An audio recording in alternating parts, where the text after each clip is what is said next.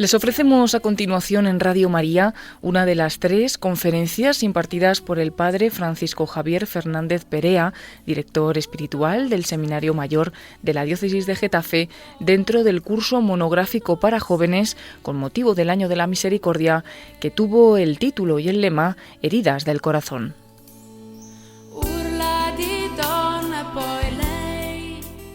Este curso tuvo lugar en noviembre del año 2015 en la diócesis de Getafe.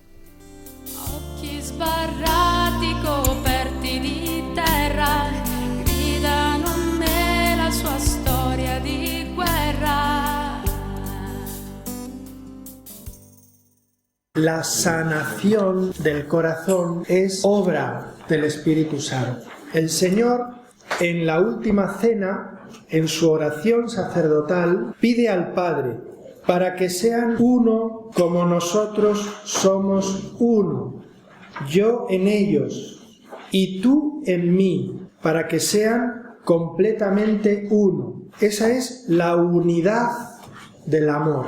Alguno me decía, una definición de amor.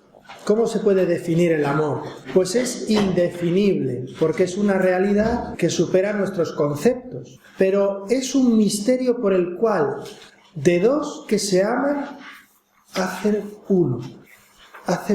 Y por eso el Señor en la última cena dice eso, para que sean uno en nosotros.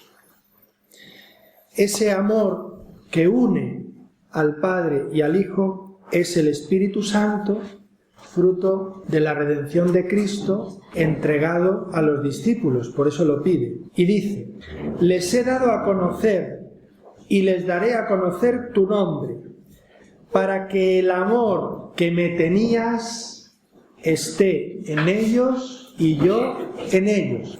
Es decir, ese misterio de amor que realiza el Espíritu Santo, lo realiza en Cristo. El amor que me tenías, el amor que el Padre le tiene a Cristo. Pues ese amor que el Padre le tiene a Cristo y que en ese amor forma el corazón de Cristo. Ese amor es el que Cristo pide que esté en nosotros. Y ese amor que es el Espíritu Santo es el que forma nuestro corazón. Entonces sí que se entiende por qué el Señor tiene tanta insistencia en dar ese espíritu. Y tenéis la escena evangélica preciosa de la samaritana. Una mujer con el corazón herido. 5 heridas. Los 5 maridos. ¿No? Le dice el Señor, muéstrame tus heridas, que es lo mismo que decirme, trae a tu marido. ¿No? Y le dijo, no tengo. Como cuando nosotros vamos a mostrar las heridas al confesor. Un pecadillo. ¿Cuánto tiempo? 25 años que no me confieso, pero bueno, algo habrá por ahí, ¿no? No tengo. Y el Señor le dice, que no tienes. Verdaderamente. 5 has tenido, que es una manera hebrea de decir fulanona. 5 has tenido, y el que ahora tienes no es tu marido. Ahí tenemos el caso de ese corazón herido, en lo profundo, en el amor. Y entonces Jesús, fijaros, se pone a hablar como los hombres, de bebidas. El que beba el agua que yo le daré, el agua viva. Y nosotros tenemos que beber el agua viva. Beber el agua viva, que es el Espíritu, es más que ducharse. No sé si lo habéis probado. Si tú te pones en la ducha y estás, pero de pronto abres la boca hacia arriba, el agua, además de mojarte los pies, te moja el ribonucleico de los cromosomas, porque es que entra, ¿no? Pues, ¿qué es beber el Espíritu Santo? Beber el Espíritu Santo es como hacerlo mío. Ese es impresionante el misterio de Dios. Que Dios se quiere hacer tuyo en el Espíritu Santo. Y entonces ese Espíritu Santo entra en el corazón y tiene ese amor de Dios, que es Dios mismo amando, lo que hemos explicado antes, tiene esa misión. Fijaros cómo lo pide la Iglesia.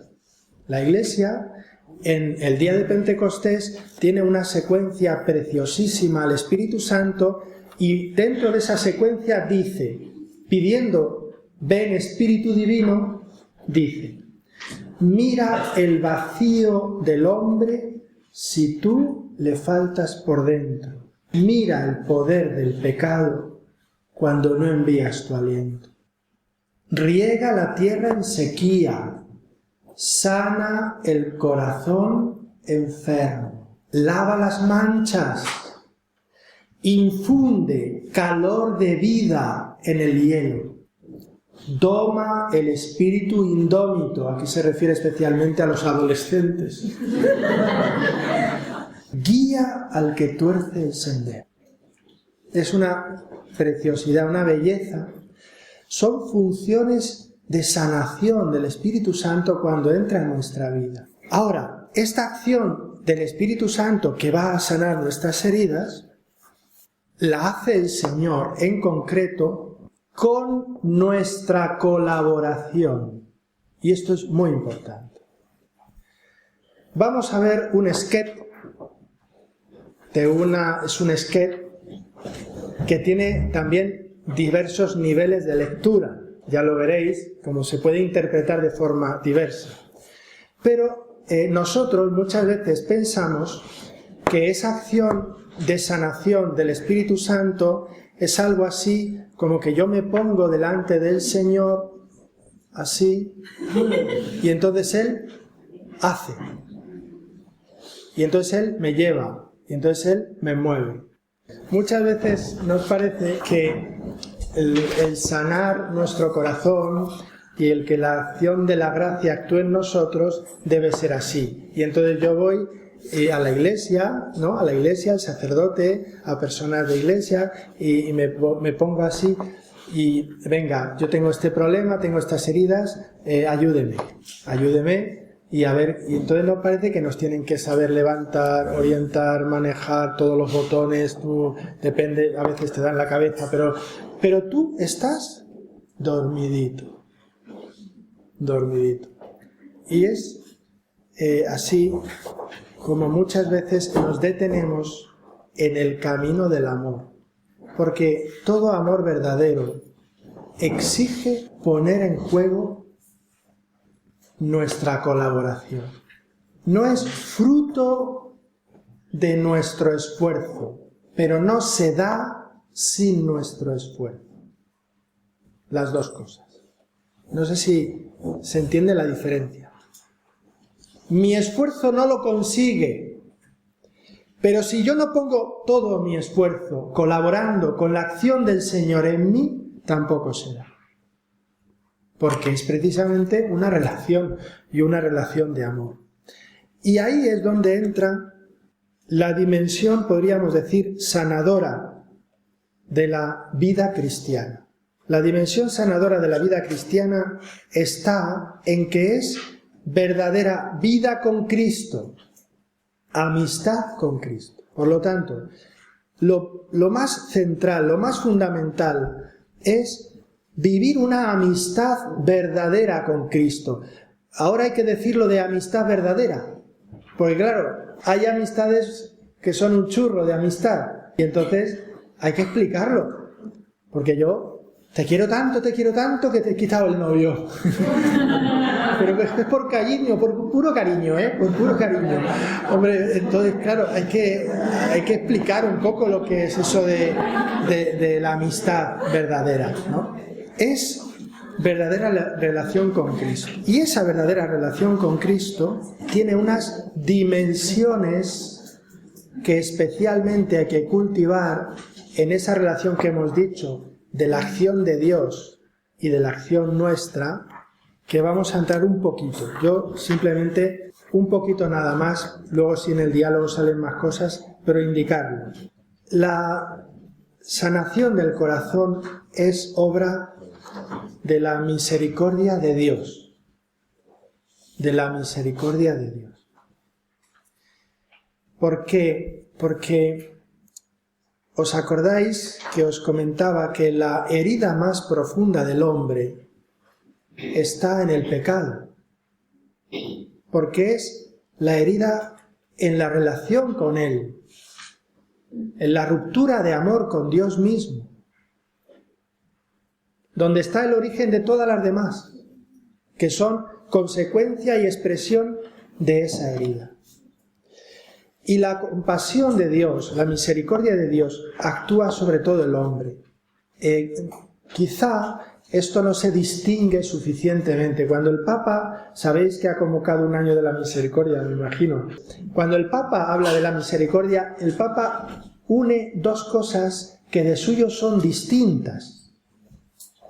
La compasión con los sufrimientos y la misericordia con los pecadores, que es el perdón. Son dos dimensiones distintas, pero están unidas en lo que es la misericordia. La compasión con el dolor y con el sufrimiento. Y nosotros necesitamos tener verdadera compasión, en la riqueza de la compasión humana y en la riqueza de la compasión del amor, un amor compasivo, con los sufrimientos, con las limitaciones de la persona a la que queremos ayudar, de la persona a la que queremos sanar. Creo que necesitamos experimentar la compasión y el consuelo en nuestros sufrimientos.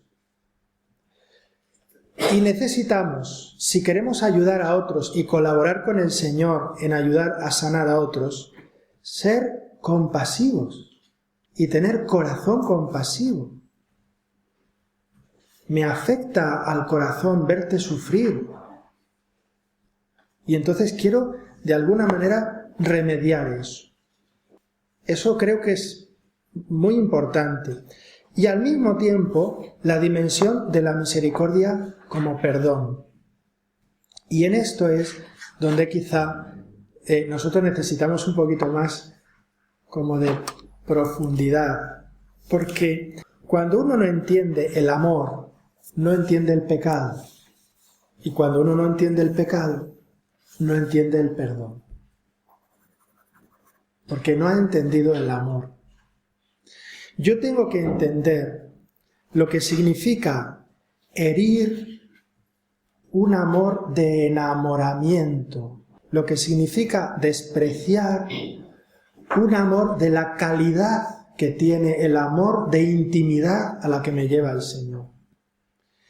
Pero no por la gravedad moral, porque la gravedad moral del pecado está en el desorden que se produce, mientras que la gravedad espiritual está en cuanto afecta al amor. Y voy a poner un ejemplo. Yo, ¿no? Pues como aquel, ¿no? que cuenta, es que, fíjate, me he encontrado con un señor y me ha dicho que me manda a la porra, que no quiere saber nada de mí, y fíjate, bueno, y te ha herido, hombre, era mi marido, ¿no? Era mi marido, cambia todo, porque si dice, me he encontrado en el metro un señor que al verme me ha dicho, hija, ¿qué nariz tienes? No quiero saber nada de ti, vete a la porra. Pues era tu nariz, pero ese señor pues no tiene una relación. Y ha dicho las mismas palabras. Pero es cierto que la ofensa es distinta por la calidad del amor que se ha roto. La calidad que ha roto de amor el misterio del pecado es la calidad del amor de intimidad divina. Mucho más de lo que un esposo ama a su esposa. Mucho más de lo que un padre amante ama a su hijo. Mucho más de lo que un hermano ama a su hermano. Mucho más de lo que un amigo puede amar a su amigo.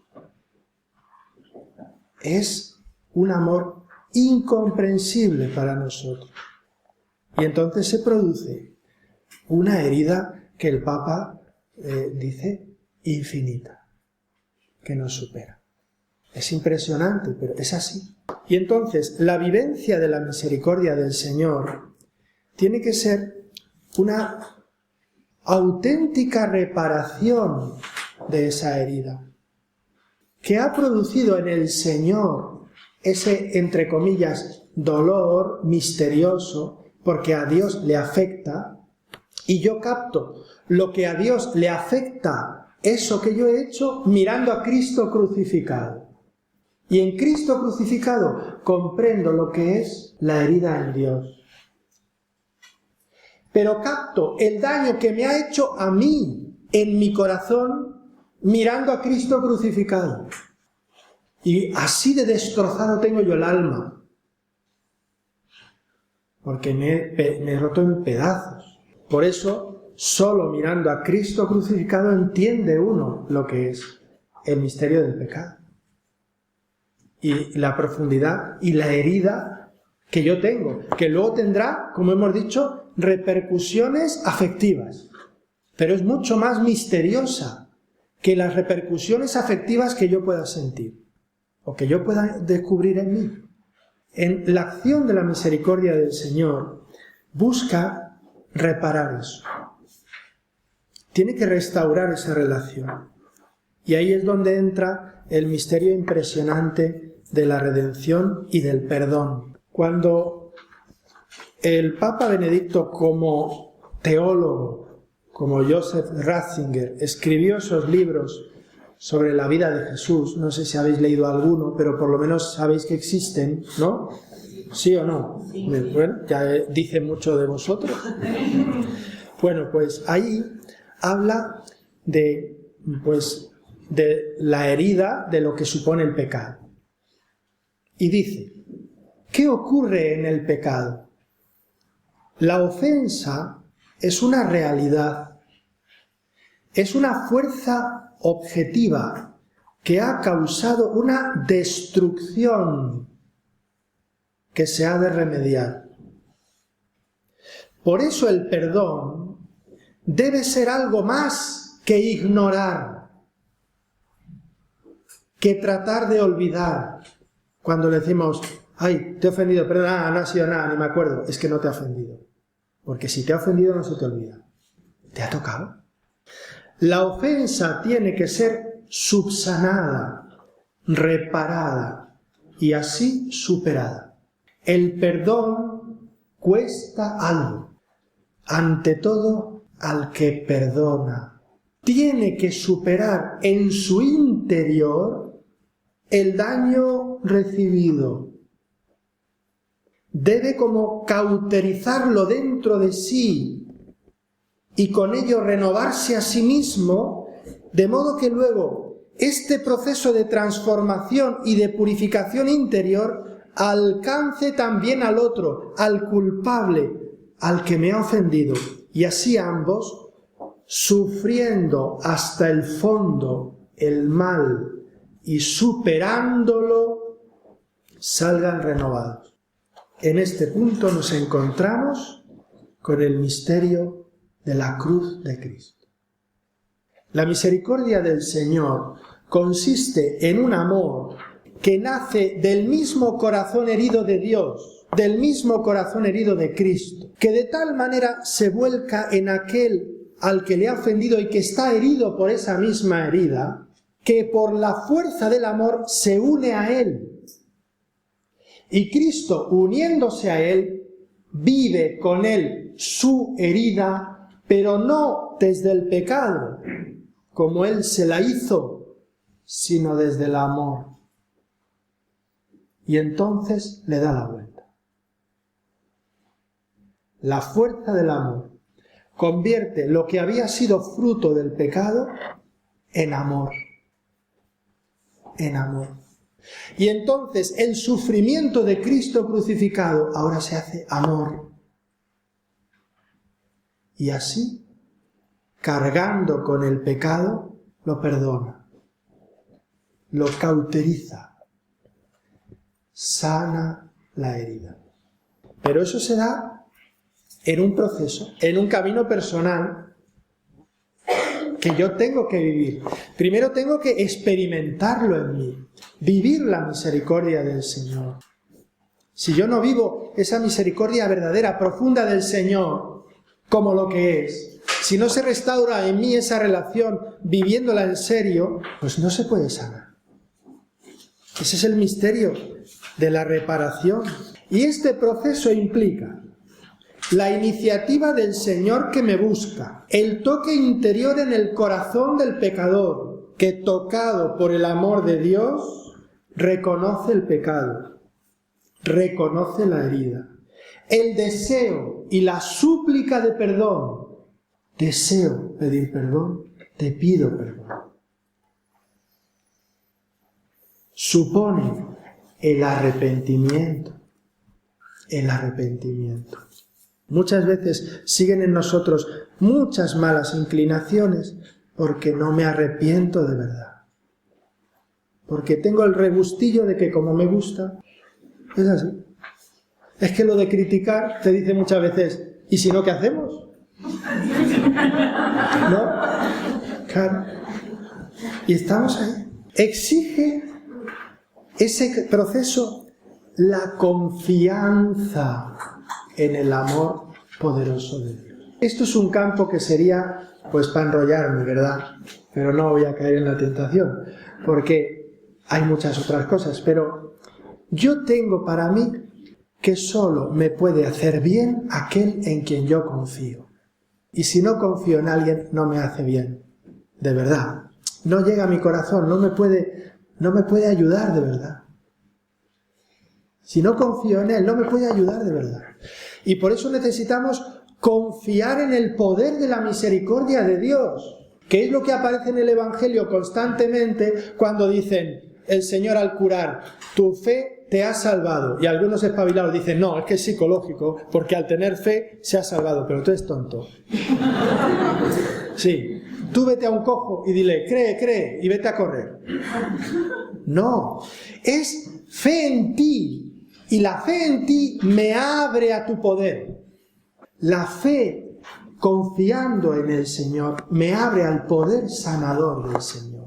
Si yo digo, no, confío en el médico, no. Como os habéis cuenta, ¿no? Que el Señor, viendo cómo está el mundo, que pierde la fe, que nadie cree, le dice al Padre, voy a volver a la tierra. Voy a volver a la vida, porque es que la gente ya no cree. Bueno, pues venga. Y entonces el Señor se aparece en una consulta de la Seguridad Social. Y entonces está ahí un señor, entra en la consulta en silla de ruedas. Y le dice el Señor, levántate y camina. Y se levanta y sale andando. Y otro que estaba en la puerta lo ve andando y le dice, ¿qué te ha hecho? ¿De qué me ha hecho? Pues como todo, ni me ha mirado. Bueno, si yo no confío en que Él puede sanarme, no me abro a su obra salvadora. Y tengo que confiar en su misericordia. Y además, ese camino lleva consigo la capacidad de aceptar el camino que Dios me pone para vivir la misericordia. No le pongo condiciones yo al Señor, sino que me dejo llevar de Él, me fío de Él y sigo sus indicaciones. Y entro en un camino y en un proceso. El perdón se da en un momento, pero la sanación no. Y por eso nos pasa muchas veces que uno se confiesa de un pecado y otra vez vuelve a caer. Y otra vez vuelve a caer. Y dice uno, ¿y para qué me voy a confesar? Hombre, pues para perdonarte los pecados. ¿Y entonces por qué vuelvo a caer? Porque una cosa es estar perdonado y otra cosa es estar transformado. Y como tienes una inclinación desordenada y tienes una herida en tu corazón hacia ese pecado, pues por eso caes una y otra vez. Necesitas, además del perdón, sanación, reparación, purificación, transformación. ¿Y eso cuánto dura? Bueno, hasta un cuarto de hora después de muerto, suponiendo que vas al cielo. O sea que, nada, tómatelo con paz. Y es así. Forma parte de la vida cristiana. Yo no sé si te imaginabas que esto era cuestión de una pastilla de astronauta, ¿no? Una pastilla así, un pollo con patatas. Ya está, arreglado. Pues no es así. Y por eso, en ese proceso del perdón, entra también la confesión del pecado, la manifestación, que forma parte como de la humildad que abre la puerta del Señor. A acoger el abrazo del perdón. El Señor te abraza de verdad. Él es el que hace ese proceso, porque el abrazarte Cristo es Cristo crucificado. Y cuando tú te perdonas, el Señor en la confesión, te perdona el Señor en la confesión, es Cristo crucificado, con eso que hemos dicho antes, de que abraza tu vida entera, la sufre contigo y te mete en su corazón y lleva consigo también tu respuesta de agradecimiento, tu entrega de amor, tu reparación personal, tu colaboración a reparar eso. Entra el deseo de una nueva vida, ponerse de hecho a vivir otra vida. Eso forma parte todo de lo que es el misterio de la misericordia de Dios. Si nosotros vivimos la misericordia de Dios superficialmente tendremos curado el corazón. Superficialmente. Pero si vivimos profundamente la misericordia de Dios, el Señor va a ir calando cada vez más en las heridas profundas del corazón y lo irá sanando todo. Pero hay que vivir la misericordia, que es un conjunto de elementos. Entra la confesión, sí, pero vivir la misericordia. Y según vives la misericordia así, con esa riqueza, vives también como esa, podríamos decir, sanación de las heridas afectivas también a nivel psicológico, a nivel de nuestra experiencia. Creo que más o menos es, pues, no sé si unánime, pero muy común, que personas que tienen, por ejemplo, una carencia grave por el trauma de la ausencia paterna, por ejemplo, o que han vivido un trauma porque su padre era autoritario o porque su padre no les quiso, lo que sea, pues los psicólogos suelen decir que hace falta que esa persona tenga una experiencia de paternidad para que, de alguna manera, con esa experiencia nueva, sana la carencia. ¿Qué quiere decir? Que según sea la herida, necesito como una especie de medicina, de remedio adecuado. Y en la relación con el Señor también. En la relación con el Señor muchas veces tenemos que cuidar determinados aspectos de esa amistad con Cristo, de esa misericordia del Señor, que tiene que dar la vuelta, hacernos vivir como del revés, lo que vivimos mal. Y lo que yo viví mal, bajo el signo del egoísmo o del pecado, ahora tengo que, en la fuerza del amor de Cristo, vivirlo bajo el signo del amor. Y eso me cura, eso me sana. Entonces yo puedo decir, pues lo que decíamos, hay una herida de una sexualidad mal vivida. Pues no te preocupes. ¿Por qué? Porque en la fuerza del amor de Dios tienes que ir viviendo esa sexualidad desde su amor. Y entonces, pues tú estás soltera y has tenido relaciones y ahora estás herida. ¿Y ahora qué hago? Pues hasta que no me case. No, porque vivir la castidad como amor sana la sexualidad. Porque si tú vives como una especie de represión de instintos, si te parece que la castidad es fastidiarse, todo el mundo disfrutando, y yo aquí que soy cristiano, fastidiado, está uno deseando no serlo, aunque sea un cuarto de hora, ¿no? Pues claro, eso no es, eso es lo que comentaba con alguno de vosotros, la diferencia que hay entre la represión y la mortificación. La represión nunca es buena, reprimir, pero mortificar sí. Y estos son términos que os explican poquísimo. ¿Pero qué quiere decir?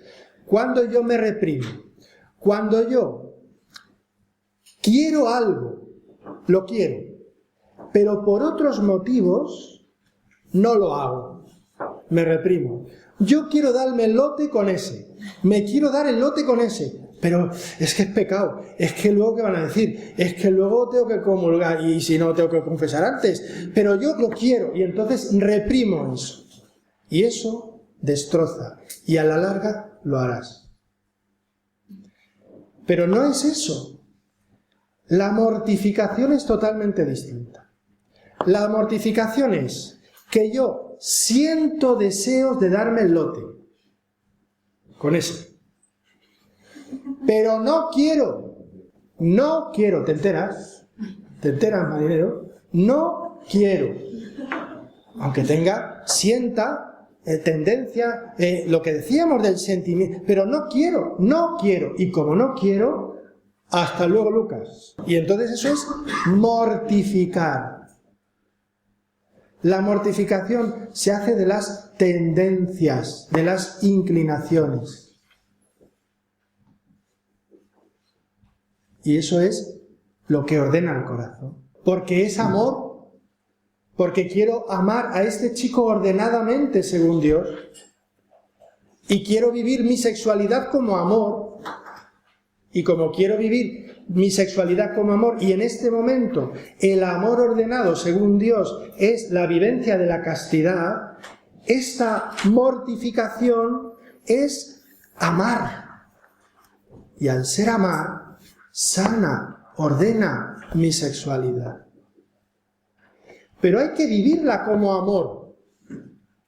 No basta con decir, no he caído. No he caído, pues no he pecado. O sea, no me tengo que ofender. Vale. Pero no has sanado. Porque lo tienes que vivir amando. Y si lo vives amando, un amor que se pone en juego así, llega también a ese nivel. Y va sanando la sexualidad. Y lo mismo con las demás heridas. Con lo que yo veo, tengo que vivir amando aquello que tuvo un origen en el egoísmo o en el pecado o en el no amor. Y necesitará, en función del tipo, comillas, de herida, cuidar un determinado aspecto. Las relaciones de amistad. Pues yo puedo vivir las relaciones de amistad desde la herida que tengo de usar a los amigos para mi propio beneficio como tendencia, y entonces yo ahora tengo que vivir las relaciones de amistad desde el amor del Señor. Y voy a tratar a este amigo con la generosidad del Evangelio. Y entonces voy a hacerle un favor sin buscar nada a cambio, como amarle a él, no yo, porque quiero vivir las actitudes del Evangelio, necesito un voluntario que se presente, voluntario, para que yo pueda hacer un ejercicio psicológico de generosidad. Tú mismo, no me importa nada tu vida, pero voy a ser generoso contigo. Eso no es amor, eso es una pantomima. Yo tengo que amar a una persona con generosidad. Y tratar de poner en juego ahí mi corazón, y el corazón que se pone en juego según el amor va configurando ese corazón. Pero ese amor que uno pone en juego es fruto de la acción misericordiosa de Dios con nosotros. Cristo ha puesto en juego su corazón así contigo. Y Él te va amando así. Os digo así, en titulares, aspectos que hay que vivirlos correctamente como amor dentro de la relación con Cristo, que son muy sanadores de nuestro corazón en la vida cristiana. La cruz, el sufrimiento. Y lo dejo ahí, pero tela marinera.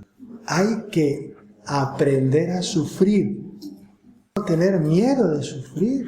Porque hay veces que presentamos las cosas así. Y claro, eso tiene mucho ancho. Hay una secta evangélica que la secta se llama Pare de sufrir. Pare de sufrir. ¿Qué es lo que usted quiere? Pare de sufrir. Y con tal de parar de sufrir, hago lo que sea. lo que sea, porque yo lo que quiero, que no, hombre, que no, tranquilo, bueno, pues un poquito, sufrir un poquito, que sepas que estás vivo, aprender a sufrir como amor, porque el sufrimiento no lo podemos quitar de la vida humana. Mira a Cristo crucificado. Siguiente aspecto, la oración, la oración. Pero la oración entendida como un trato de amistad, como Santa Teresa llama la oración, pues ¿qué es la oración sino estar muchas veces a solas tratando de amistad con quien sabemos nos ama? Cuando la oración es con quien sabemos nos ama, bajo el amor de Cristo, en el trato del amor de Cristo, Él actúa su amor cuando oro en el trato, y eso sana el alma. Creo que tenemos graves problemas interiores porque tenemos problemas de oración. Nos falta vida de oración. Y la oración no como terapia, sino como relación interpersonal auténtica con el Señor. Siguiente punto, la Eucaristía. Vivir la Eucaristía como medicina y médico juntos del corazón. Porque la Eucaristía es el sacramento del amor, pero no de un amor al agua limón, sino del amor redentor que hace presente en el altar todo el misterio de la Pascua. No del que te hace la Pascua, sino de la Pascua de Cristo, que entrega su vida hasta la muerte y muerte de cruz y resucita dándonos la vida nueva. Entonces, ¿se trata de ir a misa? No, se trata de cómo vives la misa. ¿Cómo vives la misa? Si tú en misa entiendes y te unes de corazón y pones en el altar tus heridas ante ese amor, y te entregas y te ofreces y tus sufrimientos los pones delante de Cristo y los unes a la pasión de Cristo que se realiza sacramentalmente en el altar, y entiendes el valor que eso tiene en tu corazón, esa vivencia de la Eucaristía es sanadora, totalmente. Y la prolongación en la adoración eucarística. Cuando se expone el Santísimo, que aquí vamos a tener un momento, si tú vives esa relación con el Señor ante Cristo Eucaristía, ahí, eso es sanante. Sanante. Porque lo vivo así. Siguiente aspecto, la amistad espiritual. Tener amistades espirituales. ¿Qué quiere decir eso? A ver, toda amistad, si es buena, si es verdadera, es buena. Ayuda. Toda amistad verdadera, aunque sea humana, sana también heridas en el campo del afecto humano. Es así. Ocurre. Ahora, ¿qué ocurre con la amistad espiritual? ¿A qué podemos llamar amistad espiritual? Es una amistad que une a dos en Dios. En Dios. Se aman en Dios. ¿Y entonces qué ocurre? Que en la comunicación de los corazones se comunica a Dios. Y tiene una capacidad sobrenatural de llegar al corazón del otro. Y creo que eso es precioso. Lo tengo aquí, pero no lo explico. Aparece esa amistad espiritual que eleva el corazón a Dios en el encuentro de María y de Isabel. La Virgen llega a Incarim, se encuentra con su prima. Sí, con su prima, con la que había hecho punto y esas cosas, como con su prima. Y le dice, hola, dice, saludó a Isabel. A lo mejor dijo en griego, no sé, Jaire o salve, no sé lo que le diría, ¿no? Pero le dijo más o menos, hola. Y se llenó Isabel del Espíritu Santo, con todo lo que hablamos los curas y dejamos vacíos del Espíritu Santo. Y ahí tienes a la Virgen con un saludito de amigas, toma ya. Y llena a Isabel del Espíritu Santo. Vamos, le hizo un lifting espiritual alucinante. Eso que era mayor y no podía tener hijos. Vamos, salió, vamos, como la Chifler, ¿no? Pues, igual. Claro. Las amistades espirituales hacen muchísimo bien. Ese es el misterio de la fraternidad en la vida de la Iglesia. En los grupos de jóvenes, en los grupos parroquiales y en los movimientos, si solo tenéis amistades humanas, os quedaréis en lo humano. En los grupos de jóvenes, en los movimientos, en las parroquias, si tenéis amistades espirituales, os haréis un bien divino. Y una prolongación de esa amistad espiritual es la paternidad y maternidad espiritual, que tiene una fuerza especial curativa, porque de alguna manera cuando uno tiene una experiencia filial va al fondo de su realidad como hijo de Dios. En la maternidad y paternidad espiritual uno puede experimentar el misterio profundo de la paternidad de Dios. Eso que decíamos, para que el amor que me tenías esté en ellos y yo en ellos. Y entonces a veces uno, en la dirección espiritual, con su padre espiritual, tiene esa riqueza que le hace experimentar al Señor. Y entonces eso es muy sanador, cura mucho. Hay muchas personas que están como huérfanas en el nivel espiritual. Y yo creo que hace falta dar profundidad a la acción pastoral. Y muchas veces en el trato apostólico con los jóvenes hay personas, hay a veces seglares que pueden tener esa vocación y esa llamada de ser como madres o padres espirituales. Y desde luego es función sacerdotal. Y tenéis que buscar y pedir al sacerdote que tenga ese corazón paterno en el Señor, porque eso es necesario para curar muchas heridas, que se curan así, pues viviendo esa amistad y esa riqueza espiritual. Y por último, creo que ayuda muchísimo la caridad evangélica, que es una especie de, no sé cómo llamarlo, como de antibiótico, ¿no? Es decir, que el modo evangélico de amarse es siempre sanante. Modo evangélico. ¿Cuál es el modo evangélico de amarse? Las bienaventuranzas. El estilo del evangelio. Entonces, es lo que dice San Agustín: pon amor y sacarás amor. Pon amor y sacarás amor. Cuando nosotros amamos con las características del Evangelio, como eso es imposible, no sé si lo habéis probado, pero ya os lo digo, eso es imposible. Solo eso se puede hacer por la unión con el Señor, por la acción del Espíritu Santo en nosotros. Nos hacemos instrumentos del amor, instrumentos de Dios amor, instrumentos del Espíritu Santo. Y entonces, por eso, en nuestro trato cotidiano de caridad, podemos derrochar a raudales la medicina del Espíritu. ¿Dónde aparece eso mucho? En la vida familiar evangélica. A mí me impresiona mucho cuando veo familias majísimas, buenas, que adoptan un niño. Y a veces se traen niños de Rusia que han estado en un orfanato. Vienen con 2 años, pero vienen con casco vikingo, con 2 cuernos, con hacha, con cuchillo y con dientes y puño de hierro. O sea, son auténticos vikingos. Y la manera de amarles les cambia, les cambia. Eso le pasó a San Juan Bosco.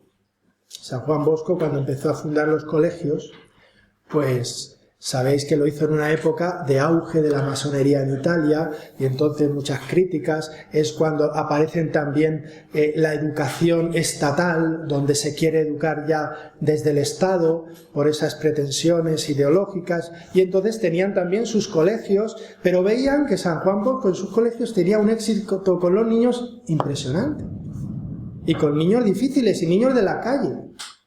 Y entonces una comisión de pedagogos fue a ver a San Juan Bosco, ¿no? Y entonces venimos a hablar con usted, a preguntarle pues por su método educativo, porque nosotros estamos en la vanguardia de la educación, porque tenemos esta manera, porque hemos conocido las últimas investigaciones de la pedagogía, porque no sé qué, y nosotros lo podemos todo en juego mucho mejor que usted. Y sin embargo, usted y San Juan Bosco se les queda mirando y les dice: oiga, a los niños, ¿han probado ustedes a amarlo? Se les había olvidado. Yo creo que no educa quien no ama. Quien no ama no puede educar, no puede formar el corazón de otro.